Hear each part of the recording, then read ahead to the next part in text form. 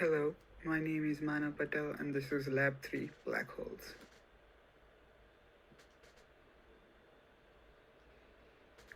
The purpose of this lab is to calculate the net force components by observing the motion of a star orbiting a black hole. This analysis aims to determine the mass of the black hole and to calculate the necessary velocity for a spacecraft to approach the black hole and safely exit the gravitational influence without being captured.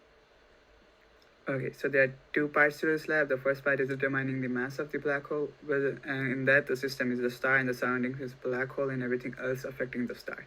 And the second part is determining the initial velocity of the spacecraft. The system is the spaceship and the planet, and the surroundings is black hole and the rest of the space.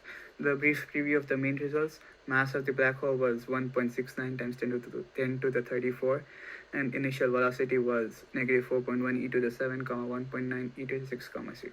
Assumptions made were no other forces other than the gravitational force were applicable. So the physics principles used were the parallel and perpendicular components of the net force. The net force components: the net force acting on an object can be decomposed into components that correspond to the object's direction of motion. Perpendicular component, which is the n hat, this component is directed perpendicular to the motion of the object. The positive n hat to point towards the center of the turning object. It is associated with changes in the direction of the object's motion. Parallel component, which is also the p hat. This component runs parallel to the direction of motion. The positive p hat axis points in the direction of the object's motion. It relates to changes in the speed of the object. Here are the formulas that we're going to use in this lab. Net force equals change in momentum over change in time. Net force equals the net force in the parallel direction plus the net force in the perpendicular direction. Change in momentum over change in time also equals change in momentum over change in time in the parallel direction plus change in momentum over change in time in the perpendicular direction. We're also going to use the velocity update formula and the position update formula, and the Fg equals negative gmm over r squared times r hat formula, and we can rearrange that to get the mass of the black hole. Part 1. Determining the mass of the black hole. So for the initial conditions, I changed the C to my Gmail address and the gravitational constant to 6.7 e to the negative 11, the mass of the star to 2 e to the 30, and delta t is 36,400, which is the amount of seconds in 1 day. And I have found the initial momentum, the final momentum, and the change in velocity and the change in momentum. I also found the change in momentum divided by change in time, which equals to the F net. And I also found the p hat and the magnitude of dp over dt, change in momentum or change in time.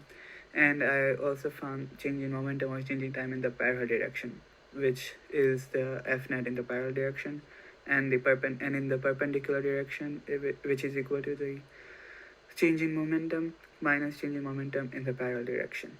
And the perpendicular direction, net force in the perpendicular direction equals change in momentum, change in time in the perpendicular direction. And then I use the formula that I showed you earlier to find the mass of the black hole.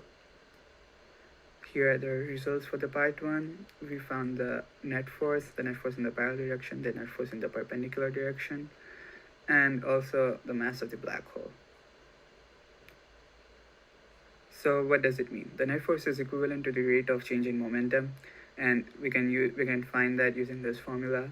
And the parallel and perpendicular components of the net force are directly related to the rate of change in momentum in the following ways.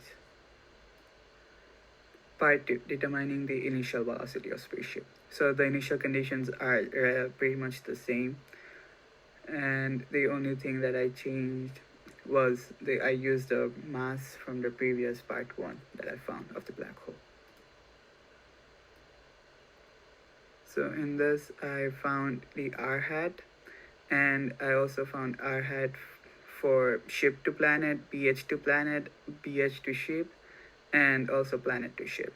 And then I used all of that to find the f net on planet and f net on ship.